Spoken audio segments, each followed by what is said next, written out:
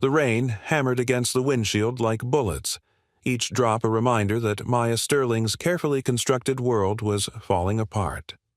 Her hands gripped the steering wheel so hard her knuckles had gone pale against her deep brown skin, her perfectly manicured nails digging crescents into her palms.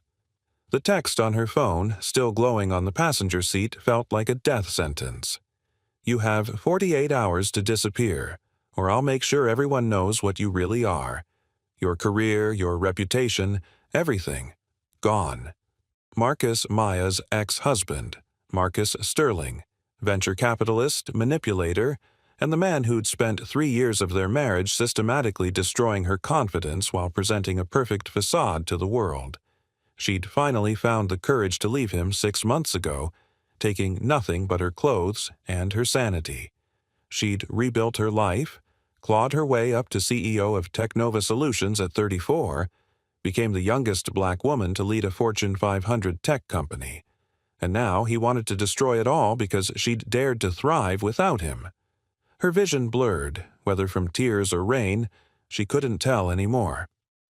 The downtown bridge stretched ahead, slick and treacherous. She should pull over, should stop, should breathe. Instead, her foot pressed harder on the accelerator. Just make it quick, she thought, her mind spiraling to dark places it hadn't visited since the worst days of her marriage. Just make it stop hurting. If you're enjoying this story so far, don't forget to hit the like button and subscribe. Drop a comment telling me where in the world you're watching from. I love hearing from you. Meanwhile, across the city in a modest apartment that smelled like pancakes and hope, Isaiah Bennett was braiding his daughter's hair. "Daddy, you're pulling too tight," Zara complained, her warm brown eyes meeting his in the bathroom mirror. At 7 years old, she already had her mother's spirit, fierce, honest, unafraid to speak her truth. "Sorry, baby girl," Isaiah murmured, his deep voice soft as he loosened his grip on the thick coils of her natural hair. His large hands, calloused from years of construction work, moved with surprising gentleness as he sectioned and braided, adding the purple and silver beads she'd chosen from the craft store last weekend. Each bead cost 25 cents. He'd let her pick 10, even though his wallet only had $12 until Friday. "Is it gonna rain today?" Zara asked, watching her father's reflection. At 41, Isaiah's face showed the wear of hard years. Premature gray threading through his close-cropped hair, lines around his warm hazel eyes that came from squinting at blueprints and worrying about bills. His dark skin bore scars from construction accidents, from life's sharp edges, but his hands stayed steady, his voice stayed calm, his love stayed constant. "Weather says so," he answered, finishing the last braid and securing it with a bright purple band. "That's why. We're getting you all ready now. Don't want you catching cold at school." "Mommy used to say rain was the sky crying," Zara said softly, touching one of her new braids. Isaiah's chest tightened. 3 years since the cancer took his wife, Simone, and still these moments hit him like fresh grief. Zara had been 4, too young to fully understand why Mommy stopped coming home from the hospital. "Your mommy was right about a lot of things," he said, kissing the top of her head. "Now go get your backpack. Mr. Chen's going to be here in 10 minutes to take you to school." Their neighbor, an elderly Chinese man who'd become like family, had offered to handle school drop-offs since Isaiah's construction shifts started at 6 a.m. It was one of the many kindnesses that kept their small life running. As Zara scrambled to gather her things, Isaiah checked his phone. One notification: rent due in 3 days. $1,247 remaining balance. He had $892 in his account. He'd pick up an extra shift this weekend, maybe skip lunch a few days. They'd make it work. They always did. What Isaiah didn't know as he helped Zara into her raincoat was that, in exactly 17 minutes, his life and Maya Sterling's were going to collide in a way that would change everything. Maya's car hydroplaned on the bridge, tires losing purchase on the slick asphalt. She yanked the wheel right, overcorrected left, felt the sickening moment when physics took over and control became an illusion.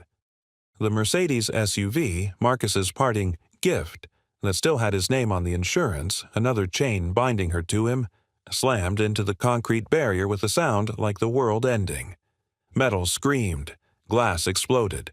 Her airbag deployed with brutal force, snapping her head back. Then, silence. Rain. The hiss of steam from the crumpled hood. Maya tried to breathe and found only sharp, stabbing pain in her ribs. Tried to move and felt blood, warm and wet, running down her face from somewhere near her hairline. Her designer blazer, navy blue and pristine 2 minutes ago, was torn and stained. Her locks, usually styled in an elegant updo, had come loose, falling around her face in disarray. Her phone was ringing. Marcus's name flashed on the screen where it had landed on the dashboard. She watched it ring, unable to reach it, unable to care. Just make it quick, she thought again, closing her eyes. I'm so tired of fighting. That's when she heard the knock on her window. Ma'am? Ma'am, can you hear me? The voice was deep, calm, anchoring, like a lighthouse in a storm. Maya's eyes fluttered open. A face filled her vision. A black man, maybe early 40s, rain streaming down his face, his expression intense with concern. He wore a bright yellow safety vest over a denim work shirt, water dripping from his short hair. I'm going to get you out, he said, his voice carrying absolute certainty.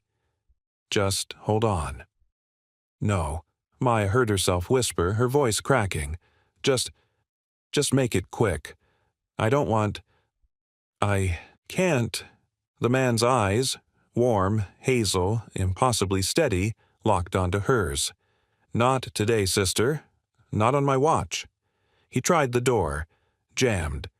Without hesitation, he stripped off his safety vest and wrapped it around his fist, then punched through the already cracked passenger window, clearing the glass with efficient movements. He reached in, unlocked the door from the inside, and pulled it open with a grunt of effort. I'm Isaiah, he said, reaching for her seatbelt. I'm a construction foreman. I've got medical training. I'm going to check you for injuries, okay? His hands moved with practiced competence, checking her pulse at her wrist, her neck, his touch warm and sure against her cold skin. Assessing her pupils, the gash on her forehead, the way she was holding her ribs. Possible concussion. Definitely needs stitches on that head wound. Possible fractured ribs, he muttered, more to himself than to her. Then louder. Anyone else in the car? No, Maya managed, tears mixing with rain and blood on her face. Just me. Always. Just me. Something in her voice made him pause, made him really look at her, not just at her injuries, but at her, at the exhaustion in her eyes, the defeat in her posture, the way she'd said, just make it quick like she meant it. Okay, he said gently, unbuckling her seatbelt with care. I'm going to move you out of the car. It's not safe here. You're going to feel some pain, but I'll be as careful as I can. Why are you helping me? Maya asked, the question slipping out unbidden. Isaiah paused, rain dripping from his jaw. Because that's what we do. We help each other. Now put your arms around my neck. He lifted her with surprising ease, his strength evident despite his lean frame. Years of construction work had built functional muscle, the kind that came from actual labor, not gym memberships. Maya found herself pressed against his chest, feeling the steady beat of his heart, smelling rain and sawdust and something clean, like simple soap. He carried her to his truck, an old Ford F-150 with a construction company logo on the side, and gently settled her in the passenger seat. From behind the seat, he pulled out a first aid kit that looked well used and comprehensive. I need to stop this bleeding, he said, opening the kit. This is going to sting. His hands were impossibly gentle as he cleaned the gash on her forehead, his calloused fingers steady as he applied butterfly bandages. Up close, Maya could see the premature gray in his hair, the fine lines around his eyes, the way his jaw tightened with concentration. There was something about him, a quiet strength, a competence that didn't need to announce itself. You said you have medical training? she asked, wincing as he pressed gauze against the wound. Combat medic, Army, 12 years, he said, not looking up from his work. Served 2 tours in Afghanistan. These hands have patched up worse than this under mortar fire. He secured the bandage with medical tape. You're lucky. Head wounds bleed like crazy, but this isn't as bad as it looks. Still need a hospital, though. That concussion needs checking, and those ribs definitely need imaging. I can't go to a hospital, Maya said suddenly, panic rising in her chest. They'll ask questions. There'll be reports. He'll find out where I am. Isaiah's hands stilled. His eyes met hers, and she saw recognition there, not of who she was, but of what she was running from. He? Isaiah asked quietly. My ex-husband. The words tumbled out. 3 years of fear and shame breaking through the carefully maintained facade. He's been threatening me. Tonight he said he'd destroy everything I've built. My career, my reputation. He has connections, money, power, and I couldn't. I was driving and I thought maybe if I just... She couldn't finish the sentence. Didn't need to. Isaiah's expression hardened, but his voice stayed gentle. Listen to me. Whatever he said, whatever he threatened, you're worth more than that. You hear me? You're worth fighting for. You don't even know me, Maya whispered. I know you didn't deserve whatever he did to you, Isaiah said firmly. I know you built something worth threatening, which means you're strong and capable. I know you're sitting here talking to me instead of giving up, which means you're a fighter even when you don't feel like one. He reached into his glove compartment and pulled out a bottle of water and some ibuprofen. Here, for the pain. Now, we're going to the hospital, whether you like it or not, but I'll stay with you. I'll make sure nobody bothers you, and if this ex of yours shows up, he'll have to go through me first. Why would you do that? Maya asked, bewildered. Why would you put yourself at risk for a stranger? Isaiah was quiet for a moment, staring out at the rain-soaked bridge. Because 3 years ago, when my wife was dying of cancer, strangers helped me. Strangers brought us food, watched my daughter, drove us to treatments, sat with us in hospital waiting rooms. They didn't know us. They just knew we needed help. He looked at her. That's what community means. That's what being human means. We help each other. Maya felt something crack inside her chest.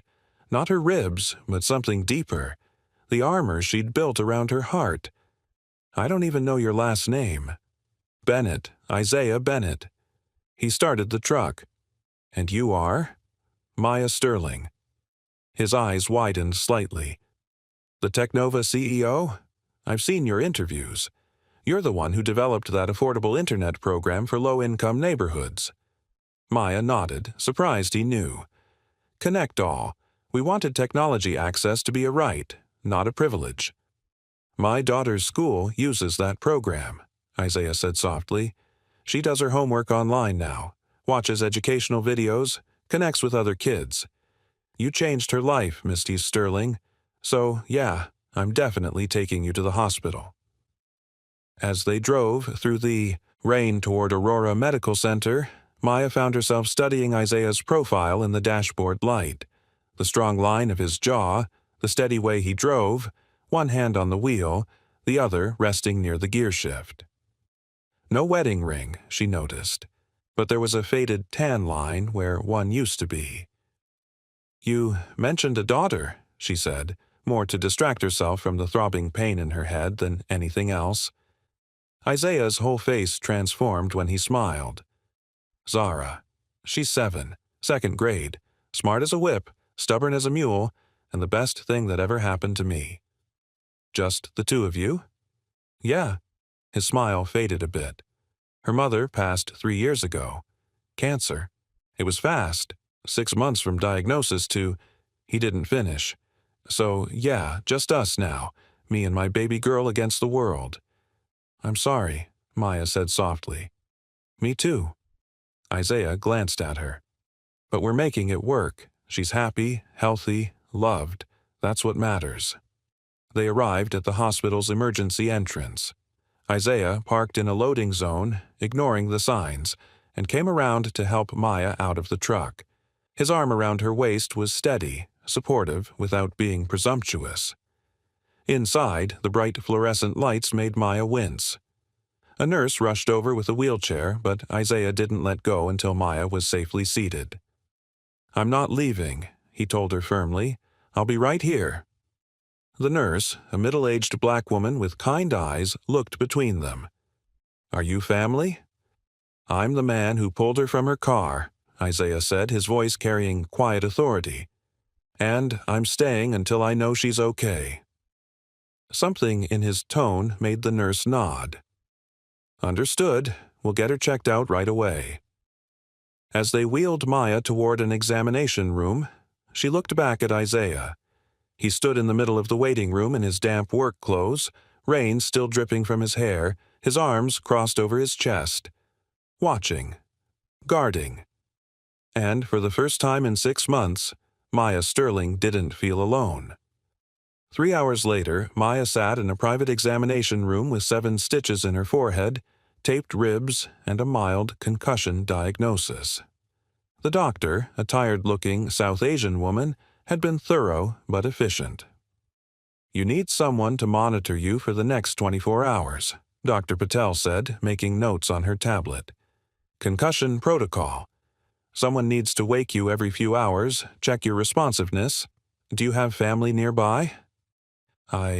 No," Maya admitted. Her parents lived in Atlanta, and she hadn't told them about leaving Marcus, hadn't wanted to burden them with her failure. "A friend? Partner?" Maya thought of her assistant, Jessica, who'd probably already fielded 50 calls from board members and journalists about the accident. Thought of her small circle of professional acquaintances who knew the CEO Maya, not the broken woman sitting in a hospital gown. "There's no one," she said quietly. "I'll stay with her." Both women turned. Isaiah stood in the doorway, still in his damp work clothes, a cup of terrible hospital coffee in his hand. He'd been there the entire 3 hours. Dr. Patel looked at him skeptically. "And you are?" "Isaiah Bennett. I'm the one who pulled her from the wreck." He met Maya's eyes. "And I'm not leaving until I know she's safe." "Mr. Bennett, I appreciate what you did, but, Doc, with all due respect, she needs someone and I'm volunteering. I'm trained, combat medic, Army. I know concussion protocol. I know what to watch for." His voice was calm but immovable, like bedrock. "And she doesn't need to be alone tonight." Maya felt her throat tighten. This stranger, this man who had his own life and his own child to care for, was offering to sacrifice his night for her. "You have a daughter," she said. "You need to be home with her. My neighbor Mrs. Chen already picked Zara up from school. She's staying there tonight." He pulled out his phone, showed her a text. "See, Zara's having a sleepover, eating dumplings and probably staying up way past her bedtime. She's fine, you're not." Dr. Patel looked between them, then sighed. "Fine, but I need you to sign responsibility forms and I'm giving you a list of warning signs. Any confusion, vomiting, vision changes, severe headache, you bring her back immediately. Understood?" "Yes, ma'am," Isaiah said. 20 minutes later, they were back in Isaiah's truck. Maya had changed into spare hospital scrubs since her clothes were ruined. Her expensive blazer, her designer heels, all of it gone. She looked down at the simple blue cotton and almost laughed at the absurdity. "Where are we going?" she asked as Isaiah pulled out of the parking lot. "My place," he said. "It's not fancy, but it's safe, clean, and I can keep an eye on you." "I can't impose." "Miss Sterling, you got any better ideas?" He glanced at her. "Your car's totaled. Your ex is threatening you. You can't go home if that's the first place he'll look. So, unless you want to check into a hotel where you'll be alone with a concussion and easy to find, you're coming with me." Maya wanted to argue, wanted to maintain some shred of dignity, some illusion of control. But the truth was, she had nowhere else to go, no one else to call. "Okay," she whispered. "Thank you." Isaiah's apartment was in a modest complex 20 minutes from downtown. 3 stories, weathered brick with a small playground out front where a few kids were braving the drizzle. He parked in a spot marked 2B and helped Maya out of the truck. The apartment itself was small, maybe 800 square feet, but immediately welcoming. The walls were painted a warm cream color, covered with crayon drawings and frames and photos of Isaiah and Zara at various ages. The furniture was mismatched but comfortable, the kind bought second-hand and loved into submission. Children's books overflowed from a bookshelf next to a TV that had seen better days. Everything was meticulously clean, from the swept floors to the neatly folded throw blanket on the couch. The kitchen, visible through a doorway, was tiny but organized, dishes drying in a rack, a child's handprint painting stuck to the refrigerator with magnets. "It's not much," Isaiah said, suddenly self-conscious as he watched Maya take it in. "But it's home." "It's wonderful," Maya said honestly. And it was. It radiated love and care in a way her sterile downtown penthouse never had. Her apartment cost $15,000 a month and felt empty. This place, which probably cost 1/10 of that, felt full. "Zara's room is down the hall. You can take my room. It's got the better mattress." Isaiah was already moving down the short hallway. "I'll crash on the couch." "Isaiah, I can't take your bed." "Doctor's orders say you need proper rest, and that couch is murder on your back. Trust me." He opened a door, revealing a modest bedroom with a queen bed covered in a faded blue comforter, more photos on the walls, a small dresser. "Bathroom's through there. I'll get you some clean clothes." He returned a moment later with an old army t-shirt and sweatpants. "These'll be big on you, but they're clean." Maya took them, feeling the soft, worn cotton. "You don't have to do this." "I know," Isaiah said simply, "but I'm going to anyway. Now, you need food. I was going to make dinner." "You're going to cook?" He raised an eyebrow, a hint of amusement in his expression. "What, you thought single dads live on takeout and cereal? I'll have you know I make a mean spaghetti with turkey meatballs. Zara's favorite." 30 minutes later, Maya sat at Isaiah's small kitchen table wearing his clothes, watching him move around the kitchen with easy efficiency. He'd changed into dry jeans and a gray Henley that showed off the lean muscle of his arms. His movements were economical, practiced, chopping onions, browning meat, stirring sauce. The smell of garlic and tomatoes filled the apartment, warm and comforting. Maya couldn't remember the last time someone had cooked for her. Marcus had always insisted on restaurants, on being seen, on maintaining appearances. "You're quiet," Isaiah observed, glancing over his shoulder. "How's your head?"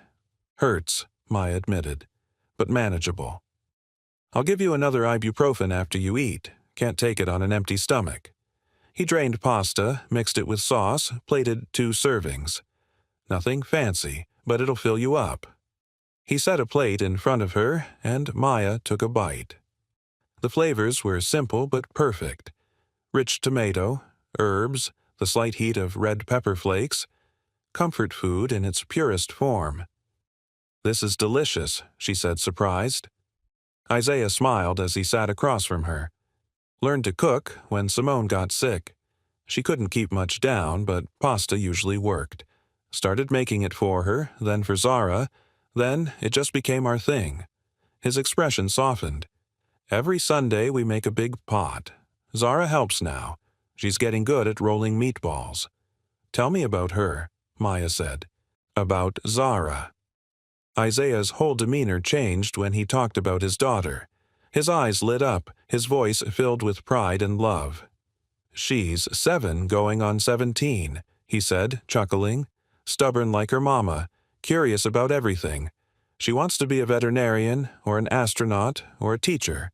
Changes every week. She's reading at a 4th grade level, does math for fun, can argue circles around me when she wants to."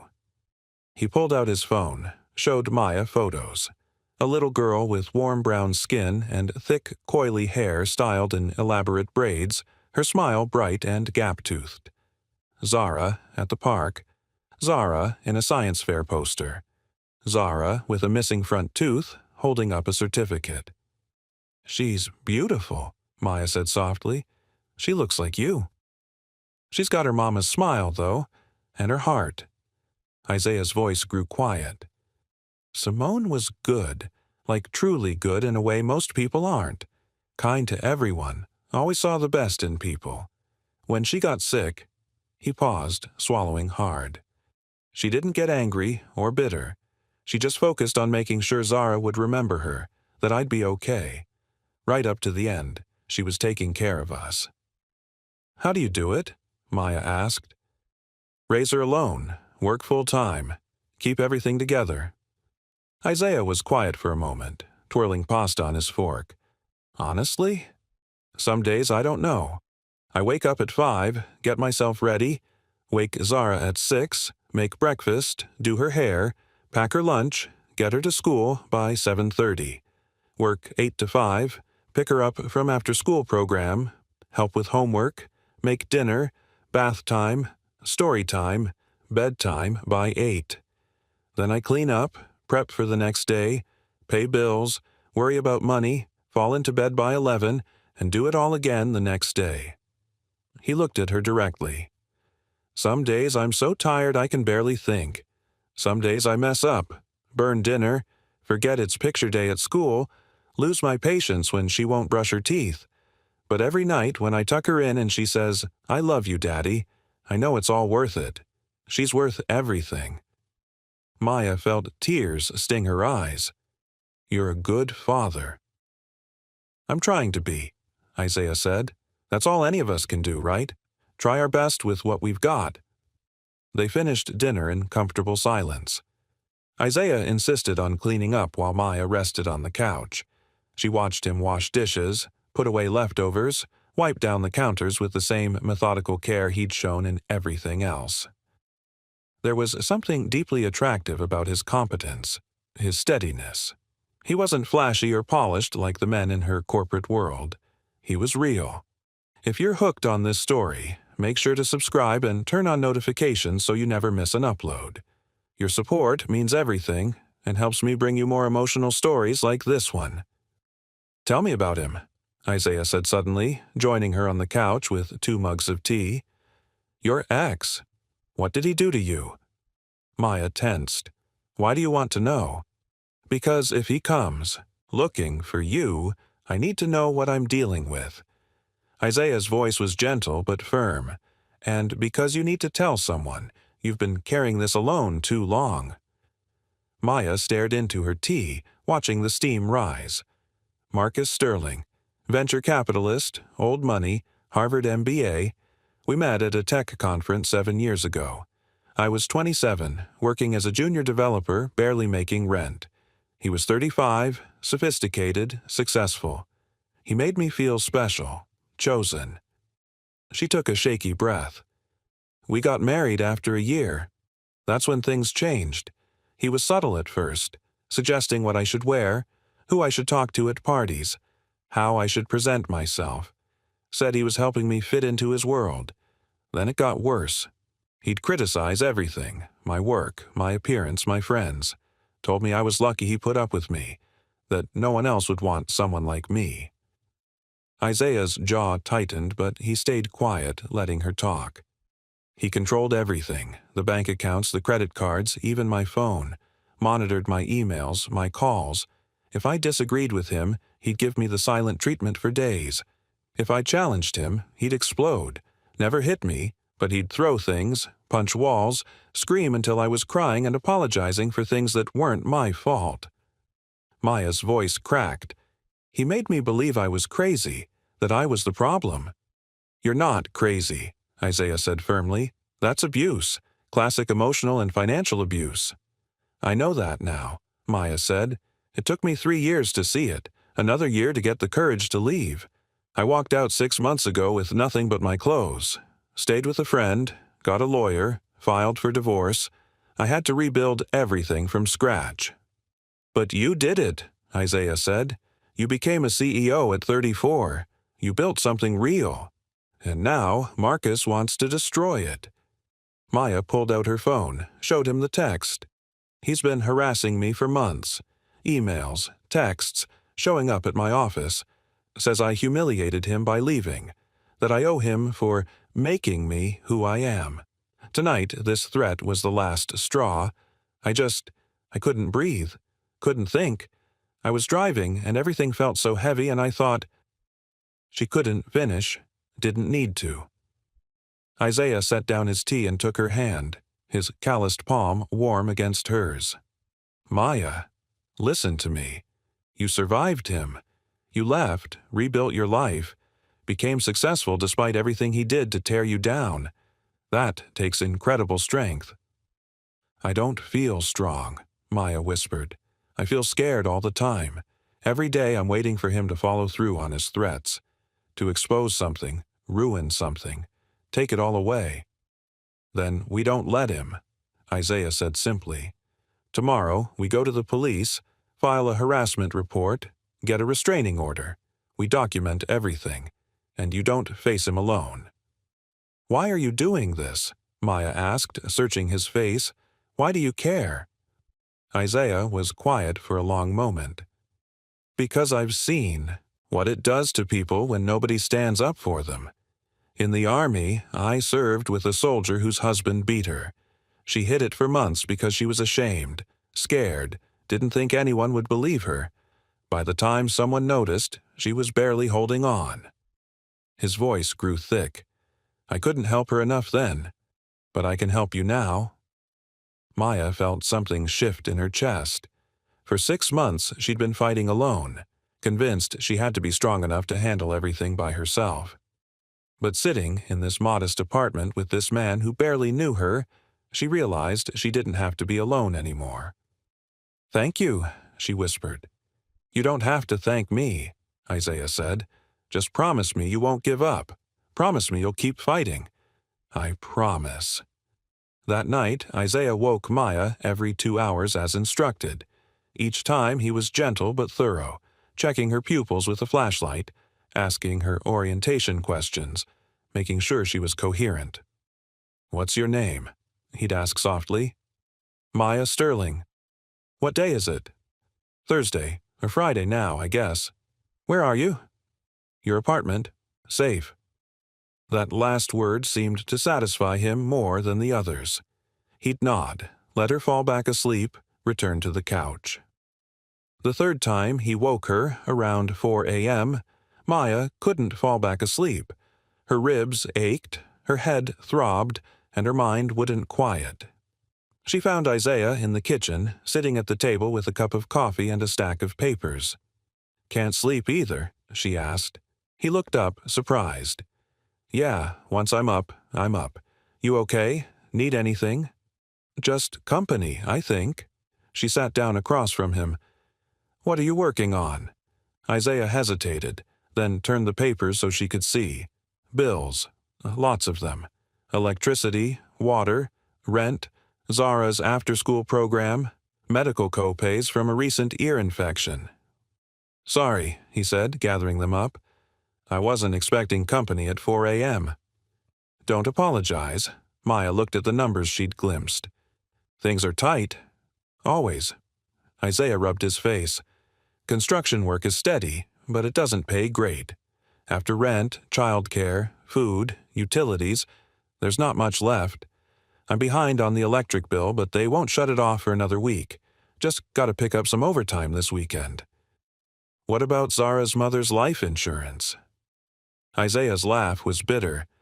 Simone was a preschool teacher. We couldn't afford good life insurance. What she had barely covered the funeral and medical bills.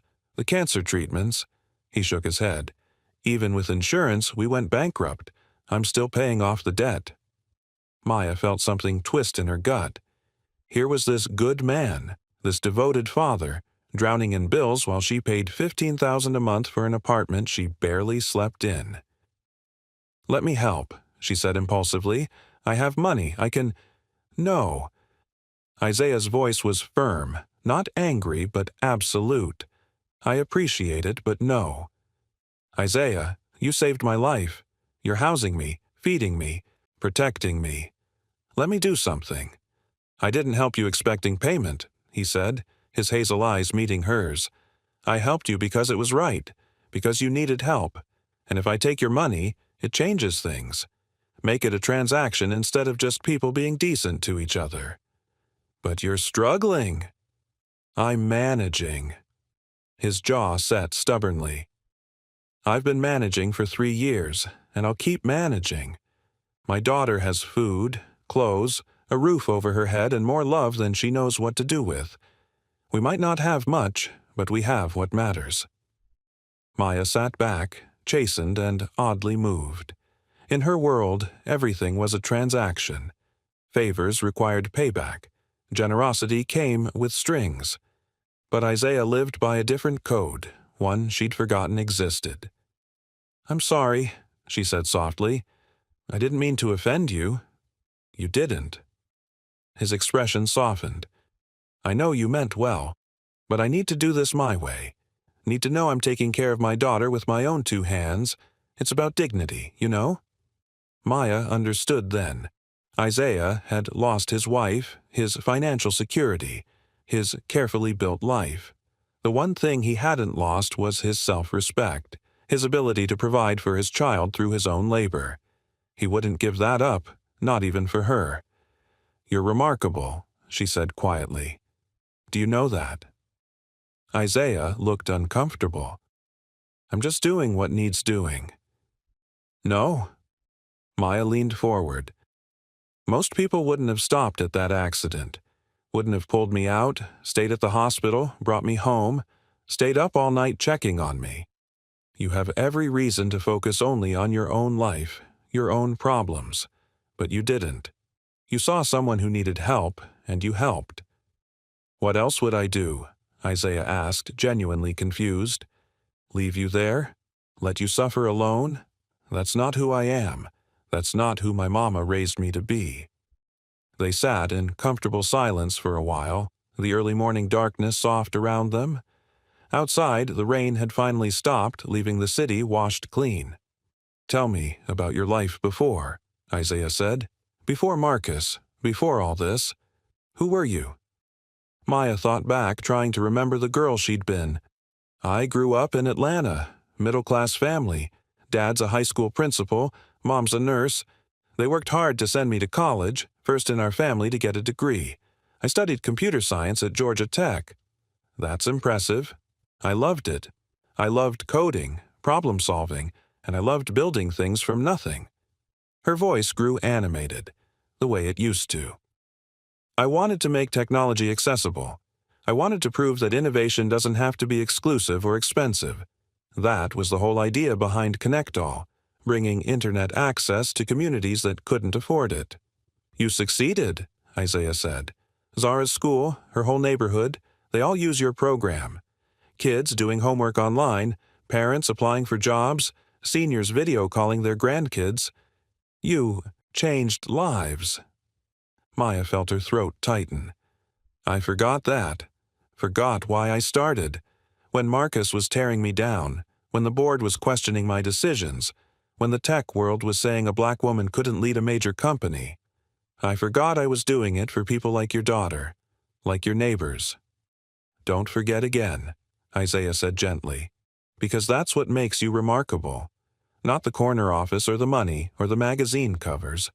The fact that you used your gifts to help people."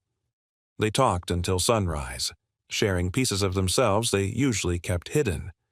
Isaiah told her about growing up in Detroit, his father who'd worked at the auto plants, his mother who'd cleaned houses and churches to make ends meet. About joining the Army at 18 because it was the only way to afford college, about learning that he was good at keeping people alive in the worst circumstances. Maya told him about being the smart girl who never quite fit in, about the pressure to be twice as good to get half as far, about meeting Marcus and thinking he was her fairy tale, only to discover he was her nightmare. As golden light streamed through the small kitchen window, illuminating dust motes and warming the worn linoleum, they realized they'd talked for hours. And somehow, in this modest apartment that cost less than one of Maya's business dinners, she felt more seen and understood than she ever had in Marcus's mansion. "I should let you rest," Isaiah said, standing to refill their coffee. You're supposed to be recovering." "I feel better than I have in months," Maya admitted. "Maybe years." Isaiah turned to look at her. Really look at her. In the morning light, wearing his too large army t-shirt, her stitched forehead visible, her locks unstyled, she was beautiful in a way that had nothing to do with polish or presentation. She was real, human, vulnerable, and he was in so much trouble. Around 8 a.m., Isaiah's phone rang. He glanced at the screen and smiled. "It's Zara. Hey, baby girl." Maya watched his face transform as he talked to his daughter, his voice warm and playful. "Uh-huh. Yeah? You had dumplings for breakfast? Mrs. Chen's spoiling you. No, you can't have dumplings every day. I miss you too, sweetheart." He paused, listening. "Actually, I need to tell you something. We have a guest. A friend of mine. Her name's Maya. Yeah, she's staying with us for a little bit. No, not that kind of friend." His face heated and Maya found herself smiling. "Zara, stop. Yes, you can meet her. Okay, I'll ask her." He covered the phone. "Zara wants to know if you like mac and cheese because that's what she's planning to make you for lunch." Maya's heart melted. "Tell her I love mac and cheese." She says yes. "Okay. Love you too, baby. Be good for Mrs. Chen." He hung up and looked at Maya apologetically. "Sorry, she's curious. She sounds wonderful. She's gonna want to meet you. Fair warning, she's got a lot of questions and zero filter. I'd like to meet her too." They spent the morning in a companionable quiet. Isaiah made breakfast, scrambled eggs and toast, while Maya sat at the kitchen table, checking her phone for the first time since the accident. 73 missed calls, over 200 emails, 23 text messages. Most were from her assistant Jessica, board members and concerned colleagues, but 5 texts were from Marcus, each more threatening than the last. "Where are you? Don't think you can hide from me. I will destroy you. Your little company will be mine by the end of the week. Answer me, or I'm going to the press." Isaiah saw her face pale. "What is it?" She showed him the messages. His expression darkened, something dangerous flickering in his eyes. "We're going to the police. Now." At the police station, they met with Detective Sarah Morrison, a sharp-eyed black woman in her 40s who listened to Maya's story with growing concern. "Mystique Sterling, this is serious. These threats constitute harassment and stalking." She typed notes into her computer. "Combined with the history of emotional abuse during your marriage, we have grounds for a restraining order." "Will that actually stop him?" Maya asked. "He's wealthy, connected. A restraining order is a legal document. If he violates it, he faces arrest. And the fact that you're documenting this now creates a paper trail. If anything happens to you or your company, he's the first person we'll investigate." Detective Morrison looked at Isaiah. "And you are?" "Isaiah Bennett. Friend. I'm the one who found her after the accident." The detective's expression softened slightly. "You're a good friend. Miss Sterling is lucky to have someone looking out for her." She turned back to Maya.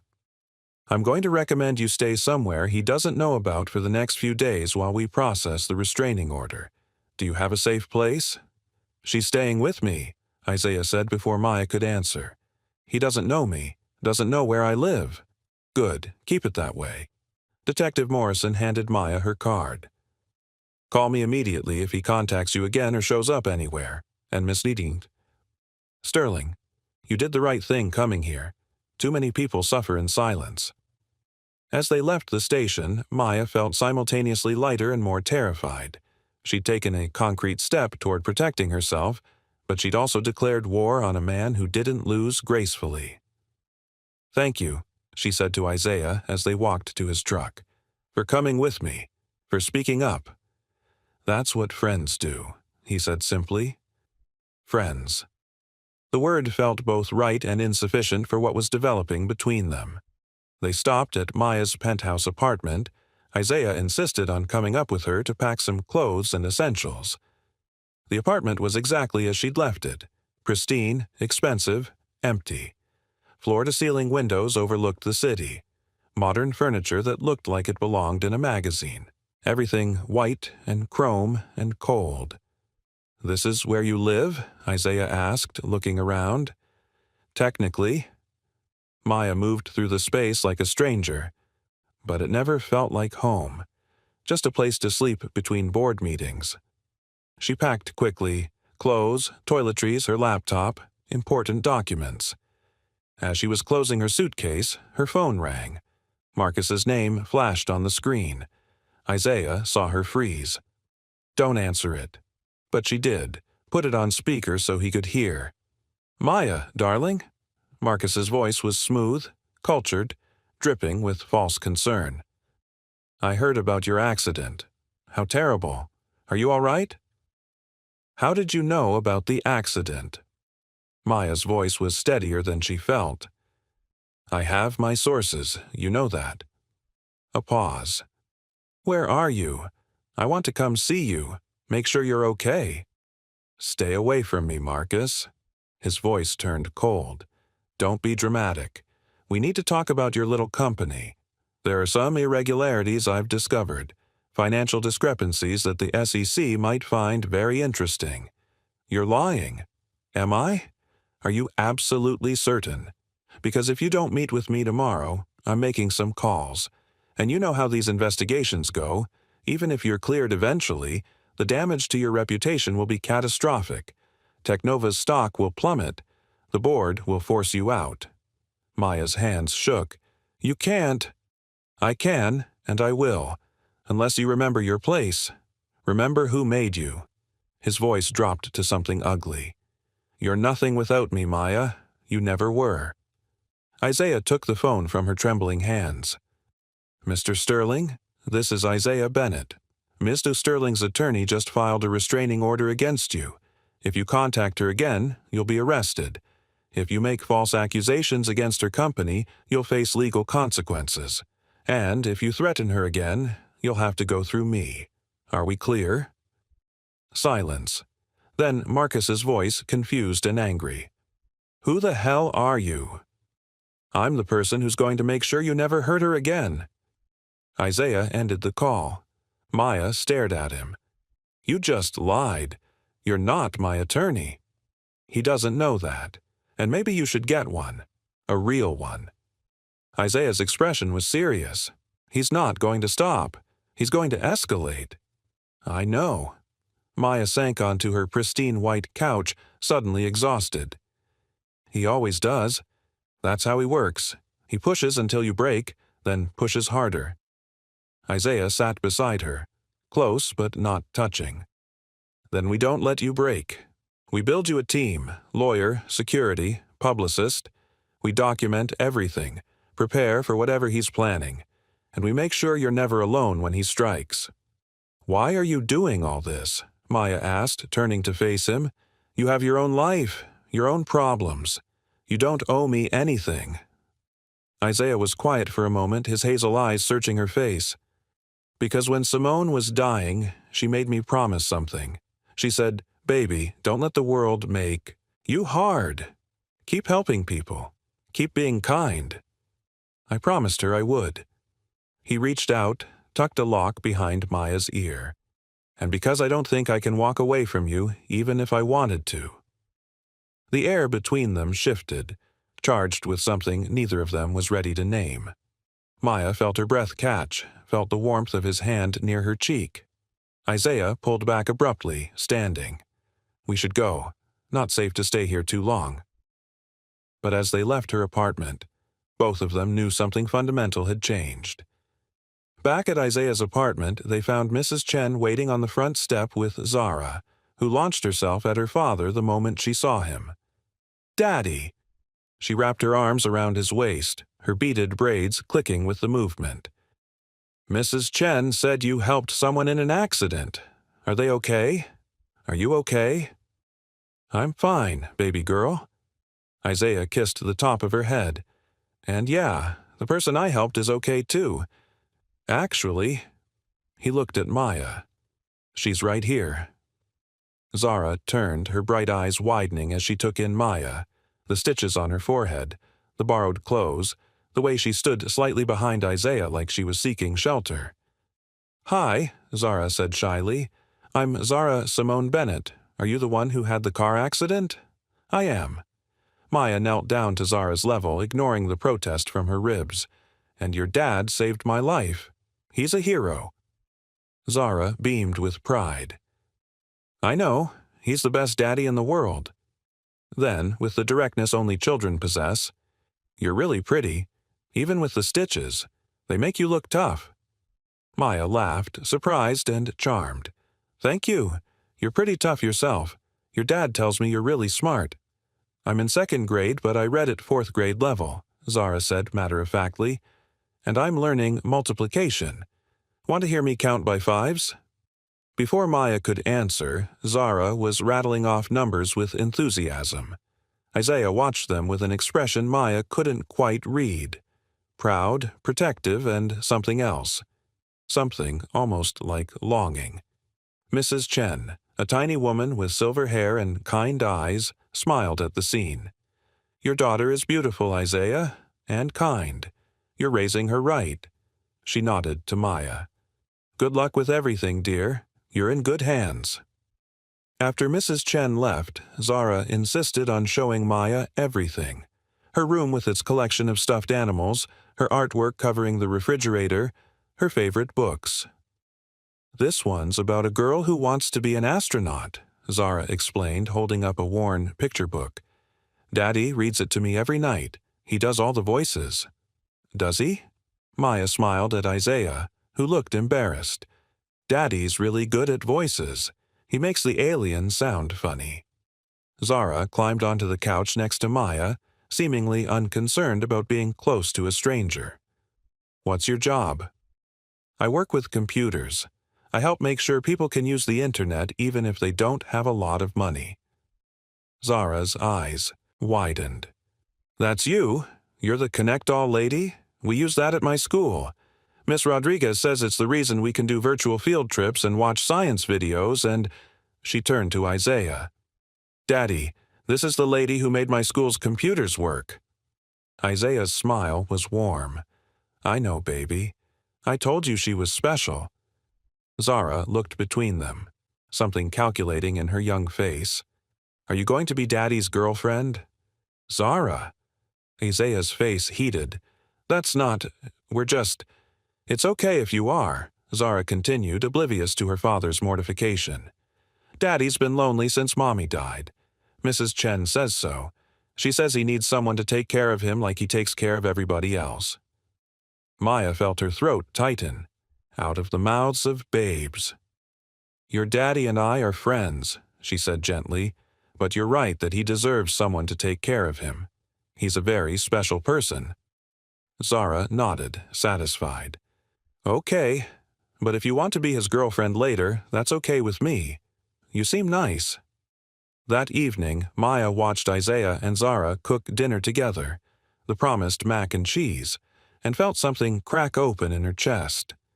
The way Isaiah patiently let Zara stir the pot, even though it meant cheese sauce splashed on the stove. The way Zara chattered about her day, every detail apparently important. The way they moved around each other with practiced ease, a team of two. This was what love looked like. Not grand gestures or expensive gifts, just showing up every day, doing the work, choosing each other over and over. During dinner, Zara noticed Maya wincing as she lifted her fork.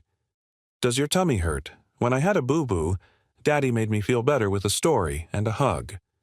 "My ribs are just a little sore from the accident," Maya explained. Zara's expression grew serious. "Daddy can fix it. He fixes everything."